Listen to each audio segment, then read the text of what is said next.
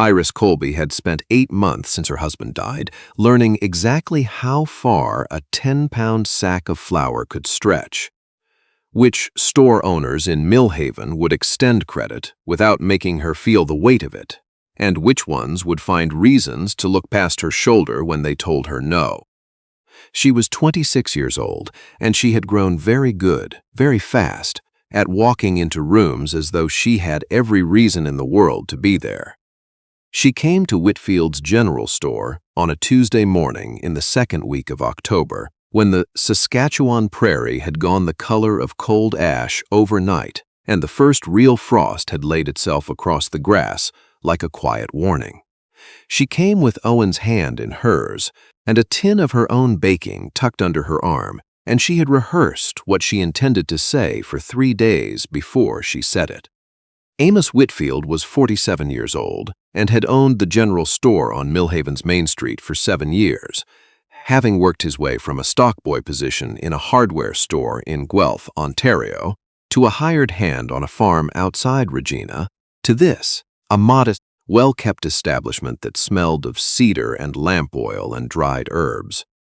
He was not a man who talked much when silence would do, and the town had long since stopped expecting him to. Iris had come to ask whether Amos would carry her baked goods on consignment. She had it all planned. The pricing, the split, the delivery schedule, the quantities. She'd written the figures on a scrap of paper that she'd folded into her coat pocket, and she touched it twice through the wool before she spoke. "I make bread, preserves, and butter pastries," she told him, setting the tin on the counter. "You can taste them before you decide. The bread keeps 4 days, the pastries 2. I can deliver every Monday and Thursday, early enough that they're fresh for the morning customers." Amos Whitfield listened to all of it. He opened the tin. He picked up one of the pastries and tasted it with the considered attention of a man who understood that a 30-second opinion delivered carelessly could matter more to the person receiving it than the one giving it realized. Then he looked at her, not past her, not through her, but directly at her, in the way very few people in Millhaven had bothered to do in the 8 months since her husband, Joel, had died. "It's good work," he said, and meant it. "Better than what I'm carrying now, if I'm being honest. But I've got an arrangement through the spring with Mrs. Harlan at the mill house. I gave her my word, and I'll keep it. I can't take on a second supplier for the same goods." Iris had already made her face quiet before he'd finished the sentence. She'd learned that too, in 8 months, how to hear a no without letting it land where it would actually hurt. "I understand," she said. "Thank you for the honest answer." She reached for the tin. Owen Colby was 8 years old and had his father's dark eyes and his mother's habit of going very still when something caught his attention. He had been standing quietly beside Iris the whole time, the way he'd learned to stand since spring, small and careful, taking up as little space as possible in rooms that weren't their own. He stopped walking at the glass case near the door. Iris felt his hand go slack in hers before she fully registered that he'd halted. She looked down at him and then followed the line of his gaze. Inside the case, a row of glass jars filled with hard candy in 3 colors. "Penny candy," the sign read, "a child's ordinary extravagance." She hadn't bought Owen anything like it in longer than she could account for. She'd run out of ways to explain to an 8-year-old why things that had once been ordinary were no longer possible, so she'd mostly stopped explaining and started redirecting instead. "Look at this, Owen. Come on. We're done here." "Owen," she said quietly, "come on." He came. He didn't ask. He hadn't asked for things in a long time, which was perhaps the part that hurt most, not the wanting, but the fact that he'd learned to fold it away somewhere she couldn't quite reach anymore. She had her hand on the door when Amos Whitfield spoke again from behind the counter. "Mrs. Colby," he said, "I opened that tin to have a proper look at your pastries, and I only tried the one. It'd be a waste to let the rest sit. My noon meal's already going cold in the back, and I'd consider it a favor if you and the boy would stay a few minutes and save me from eating alone. I'm a poor judge of my own cooking." Iris Colby's first instinct was to say no with great politeness and mean it. She was 26 years old, and she had walked into this store with a business proposition, not an appetite, and she would leave it the same way. Her second instinct arrived the moment she glanced at Owen, still 2 feet from the candy case, his eyes not quite able to leave it. "That's kind of you," she said carefully, "but we're not in the habit of—" "Not charity," Amos said, even more quietly. "Trade. I owe you a proper opinion on the rest of that tin, and opinions are better given over a meal than a counter. Seems fair enough." Owen, with the uncomplicated logic of an 8-year-old who has decided that an adult's negotiation has gone on long enough, had already moved toward the back of the store, where the smell of something warm was coming from. Iris followed her son. Amos Whitfield had grown up in Ontario, the second of 4 children, in a house that had gotten noticeably quieter after his father left for the Western Territories when Amos was 9 years old and didn't come back. Not dead, not precisely. Gone, which was its own specific kind of disappearance, one that took years to stop explaining to people, and longer still to stop explaining to yourself. His mother, Rose Whitfield, had kept 4 children fed and clothed and in school through a stretch of years that Amos, 38 years later, still couldn't think about with any particular distance. She'd taken in washing. She'd mended clothes for families that had the money to pay someone else to do it. She'd eaten less, worked longer, and never once put a name to what any of it cost her, because naming it wouldn't have helped the situation and wasn't her way. What Amos remembered, specifically, were the lunches at school. The particular shape of the silence when other children unwrapped meals that were simply different in kind from his. Not just more food, but food that came with the casual confidence of a household that had never needed to think carefully about it. He remembered being 12 years old and understanding, for the first time, the precise distinction between being poor and merely appearing to manage. He'd promised himself something, somewhere in those years. A quiet, internal kind of promise, the sort that doesn't need saying aloud to hold. He'd built everything else slowly after that, the inventory, the store, the reputation for fair dealing, one careful year following another, on the simple principle that a man who kept his word and did honest work would eventually have something real to show for it. He was 47 years old now and owned the building outright, and had fallen into the habit of keeping a meal going on the days he was in the store alone, because he'd been that 12-year-old boy too recently, in the ways that mattered, to stop keeping extra.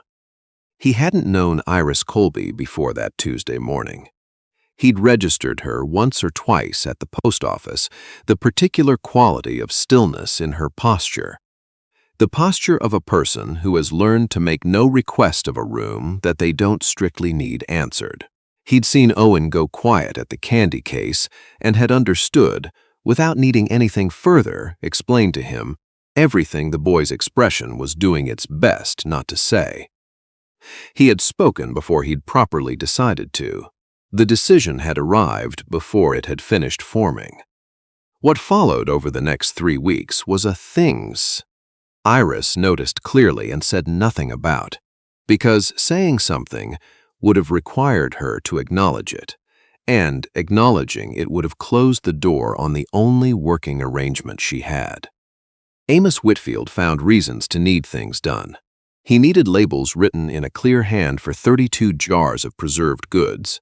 A crate had come in from a supplier, and the existing labels were smeared. He needed someone to sort through a delivery of yard goods and separate the damaged bolts from the sound ones, and then to mend the damaged ones to resale standard. He needed, it turned out, a considerable number of things that required exactly the kind of steady, careful hand that a woman who'd been baking before dawn and mending by lamplight for 8 months would naturally have developed. He paid in advance every time. Iris Colby was 26 years old and was not unaware of what was happening. She understood it on the third day. She said nothing, because saying something would have meant refusing it, and she had run out of room to refuse things that Owen needed her to accept. She took more care than the work strictly required. She began to see, in the precision with which Amos built these small arrangements, a kind of fluent, deliberate kindness she hadn't encountered from someone who wasn't family, and made a conscious effort not to think about it at length. Owen had begun coming with her on the delivery mornings. He had discovered that Amos kept a small orange cat named Anchor in the storage room, and that Anchor could be bribed into sustained cooperation with a piece of dried beef, and that Amos would not tell him to stop trying. He had begun arriving at the store with the ease of a child who has found somewhere that nobody expects anything difficult of him. Iris stood one morning watching Owen crouch beside Anchor in the back storeroom, explaining something to the cat with great seriousness, and had to look away. The feeling in her chest, at the sight of her son's shoulders loose and easy for the first time since spring, was not something she could let herself have in someone else's building. He hadn't laughed like that since his father died. She hadn't let herself notice how much she'd been missing it until she heard it again. Martin Cresswell was 55 years old and had owned a considerable portion of Millhaven's rental properties for a decade, in the way of a man who understood that money made in the present could be deployed in the future, and that patience was simply another word for leverage. He was not cruel, precisely. He simply conducted his affairs with an efficiency that left no room for exceptions. He came to Iris Colby's door on a Wednesday evening in the last week of October and informed her, with the practiced regret of a man for whom regret had long since stopped requiring effort, that he had decided to sell the house she was renting. The new owner intended to occupy it. She would need to be out by the 1st of December, or make an offer to purchase it at a price he named. The price was not possible. It had been designed that way. Owen was in the next room. Iris kept her voice even and her hands quiet at her sides through the whole of Cresswell's explanation. 6 weeks, she said. 6 weeks and 3 days, Martin Cresswell said, as though the 3 days were a kindness. I'd rather not involve the constable, Mrs. Colby. I expect you'll find something. He touched his hat and left. Iris stood in her own doorway for a long moment after he'd gone, listening to Owen settling down in the next room, and did not allow herself to cry until after she'd confirmed his lamp was out.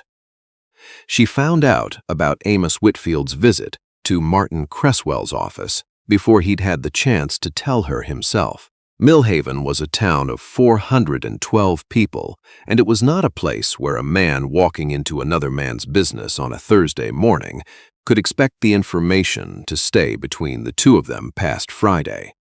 She arrived at the store with Owen and a delivery of the labels she'd promised, and her jaw was set in a way she hadn't meant to let show, but couldn't entirely help. "You went to Cresswell," she said. Amos had the good sense not to pretend otherwise. "I did." "Without asking me?" "Yes." Iris set the labels on the counter. Owen looked between the two adults with the calibrated attentiveness of a child who understands that something is happening and that the correct response is to become very quiet.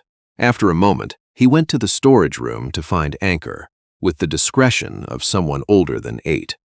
"That situation is mine to manage," Iris said, and her voice was steadier than she'd expected it to be.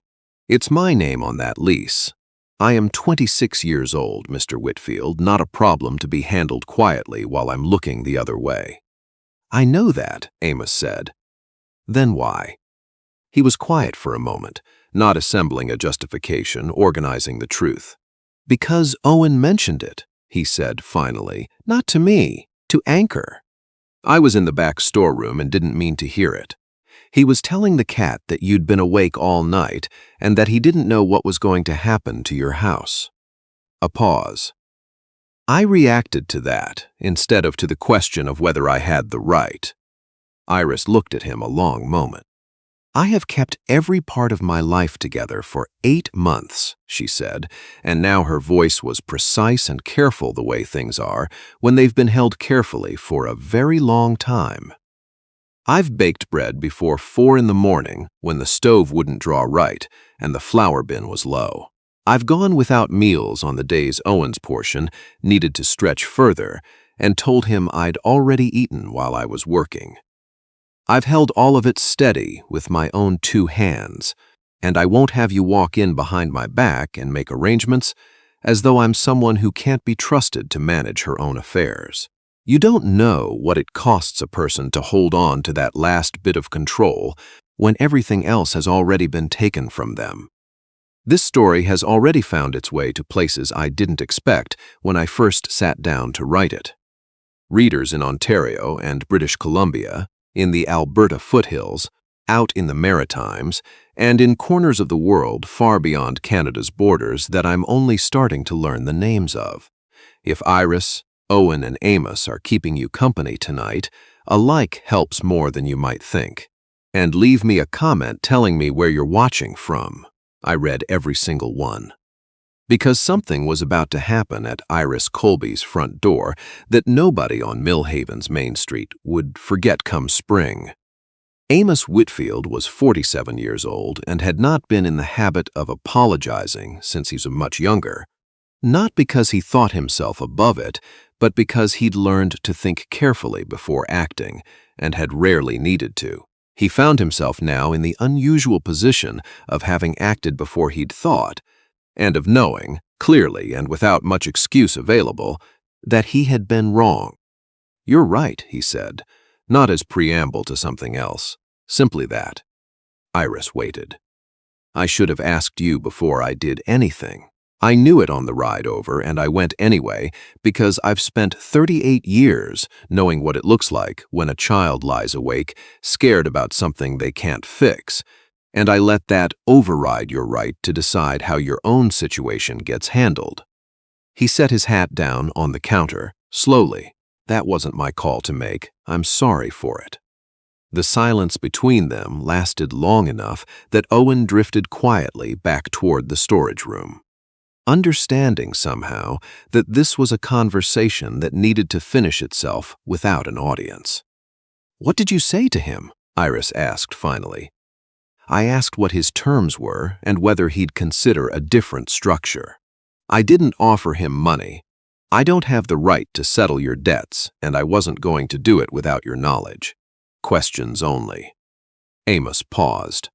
"And I told him that the woman renting his house had built a legitimate business income over the past 3 weeks that a bank ought to be willing to look at seriously if the terms of any arrangement gave her the time to prove it."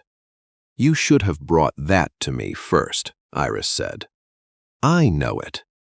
And then we could have decided together whether it was worth saying to him at all." "I know that too." He looked at her directly.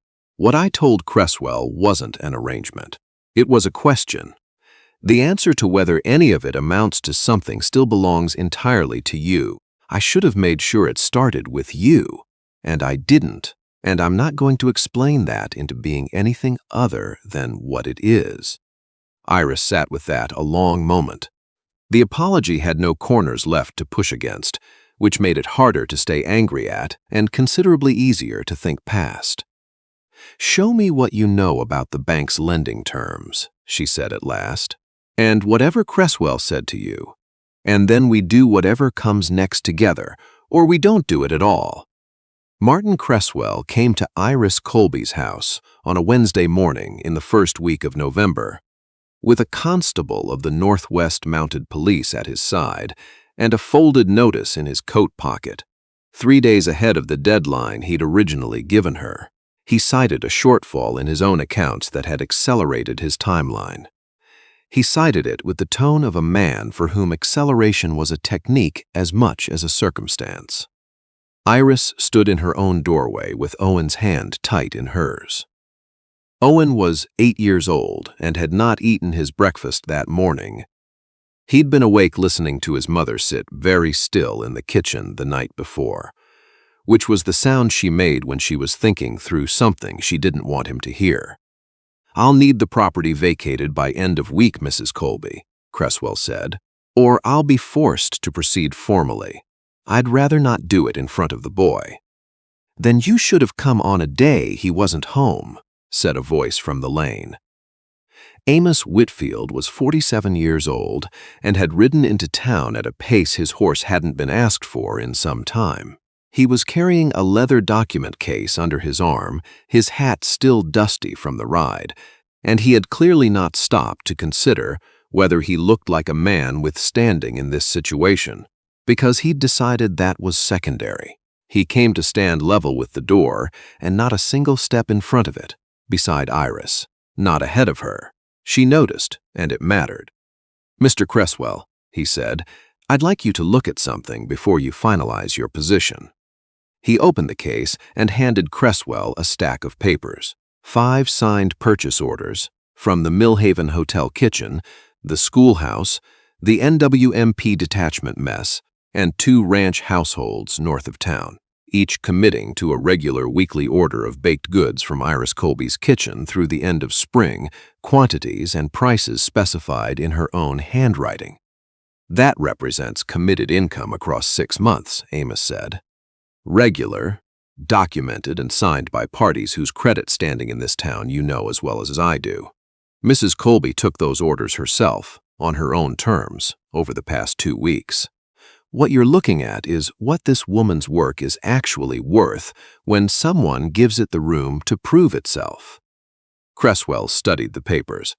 The constable shifted slightly beside him, having arrived expecting a straightforward collection and finding himself in the middle of something else entirely. "This is yours," Cresswell said at last, looking at Iris rather than at Amos. The distinction seemed, in that moment, to matter to him. "Every order on that page," Iris said. "Mr. Whitfield helped me deliver them. The work behind each one is mine." Martin Cresswell was 55 years old and had been in the business of managing property long enough that he had made a great many decisions he had not subsequently examined. He stood on Iris Colby's front step, holding 6 months of documented income in his hands, and looked at it for a long moment. His own mother had taken in boarders after his father's mill failed in a town in New Brunswick he'd left the moment he was old enough to go. He had not thought about her in some time. He thought about her now, briefly, without meaning to. "These terms would support a restructured arrangement," he said finally. "Payments against purchase rather than rental, spread over 2 years, with this income as the basis." He folded the papers and held them out toward Iris. "I'll have the documents drawn by Monday. I'd recommend bringing someone you trust when you come to review them." The constable touched his hat and walked back toward his horse without having said a single word throughout. Several neighbors who had come to their own front doors during the exchange. As neighbors in towns of 400 do when a constable appears on someone's step, found reasons to come and say something brief to Iris on their way back inside. 2 of the women who'd signed those purchase orders were among them, squeezing her hand without comment, which Iris found to be, unexpectedly, its own kind of mercy. Owen had let go of her hand somewhere in the middle of it all and gone quietly to find Anchor, whom Amos had thought to bring along in the basket on the back of his horse, because Owen had mentioned once that Anchor made the day better. "You brought the cat," Iris said, after the lane had emptied. "I thought he'd want to be there," Amos said, "for Owen." She looked at this man who was 47 years old and had learned, in the space of one hard conversation, the exact distance between helping and taking over, who had stood beside her doorframe with a complete and deliberate understanding of why that mattered. "You're going to have to come inside," she said, "because Owen will want to tell you everything that just happened, and at this point he's already told Anchor." The purchase terms were signed the following Monday. Iris reviewed every clause herself, with Amos sitting at her kitchen table drinking tea, answering questions when she asked and saying nothing when she didn't. Owen sat on the floor teaching Anchor to tolerate having his ears held, and was largely successful. What came after happened at the pace of things that are built rather than given. Iris Colby's baking business grew from 5 contracts to 11 by March, with a waiting list from 2 households that had heard about the school order and wanted in. She hired, in April, a woman named Bertha, who was widowed and needed steady work, and paid her a fair wage every Friday without making her feel the weight of needing it. Owen turned 9 in February and celebrated it with a jar of penny candy, which Amos produced on the occasion and called a business expense for reasons neither of them bothered to examine too closely. He learned that winter to help stock the lower shelves at Whitfield's, a task Amos paid him for in the coin of being treated as someone capable of doing it properly, which was, Iris observed, what her son had been missing more than almost anything else. Amos Whitfield was 47 and then 48, and he was not, by temperament, a man who spoke about what he felt before he'd found the right words for it. He found them in April, on an evening, when Iris had come to return a ledger she'd borrowed and had stayed past the point where a ledger return plausibly explained it. "I'm 21 years older than you," he said. "I'm aware of it. I expect you are as well." 47 to 26, Iris said. "I can do the arithmetic. I'm not asking you to overlook it." "Good," she said, "because I wouldn't. I'm asking you to trust that I've already considered it and arrived at my own conclusion, and that I'd appreciate being asked directly rather than being warned past it." He was quiet a moment. Then, "Would you be willing to build something alongside me, not because of the contracts or the purchase terms or any of it, alongside me?" "I've been doing that since November," Iris said. "I was wondering when you'd notice."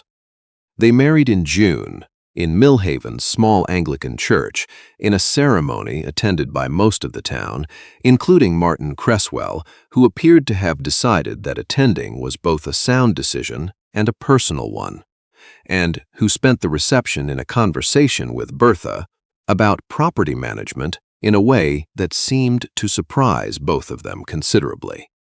Owen Colby called Amos by his first name for 2 months, and then by something else, quietly, by the following spring, without anyone having suggested it. He never went to bed hungry again a single night of his childhood.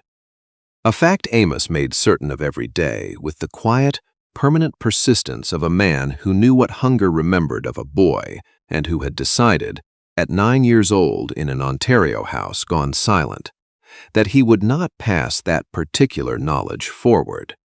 Iris opened a proper bakery the following March, in a small storefront on Millhaven's Main Street, with her name painted above the door in dark blue letters. Within 2 years, it was the first bakery every farm family in the district mentioned when asked where to get bread made by someone who understood what it meant for bread to matter.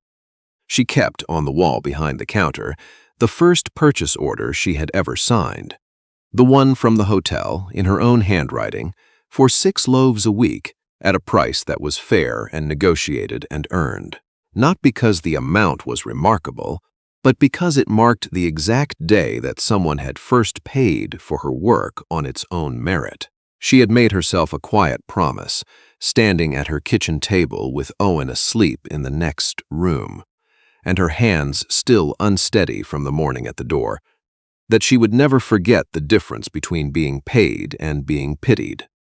The two things were not the same. They had never been the same. 21 years before Amos Whitfield ever watched Owen Colby go still at a candy case. He was a 9-year-old boy in a house that had gone quiet in the particular way that says something has changed permanently. He spent 38 years building an entire life around not sitting comfortable in front of something full while someone else stood on the other side of it.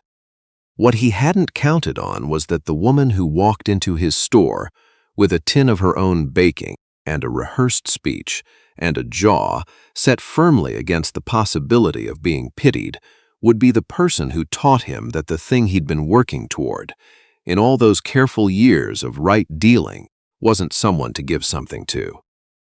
It was someone to build with. Iris Colby spent 8 months insisting she needed nothing from anyone, and she wasn't wrong to insist. Pride, when it's the last thing left to stand on, isn't stubbornness. It's the floor. But the thing that actually held her upright wasn't Amos carrying the weight for her. It was Amos learning, in the space of one hard conversation, that the right place to stand was beside her door, not in front of it. That is not a small thing in a man. Most people are given the chance to learn it, and never quite do. Thank you, truly, for riding alongside me tonight. These stories find their way to you across distances I can barely picture from where I sit, and every comment you leave, every town, every province, every corner of the world you're watching from, is something I carry with genuine gratitude. May God bless you and the ones you love. Until next time, my friends, keep riding.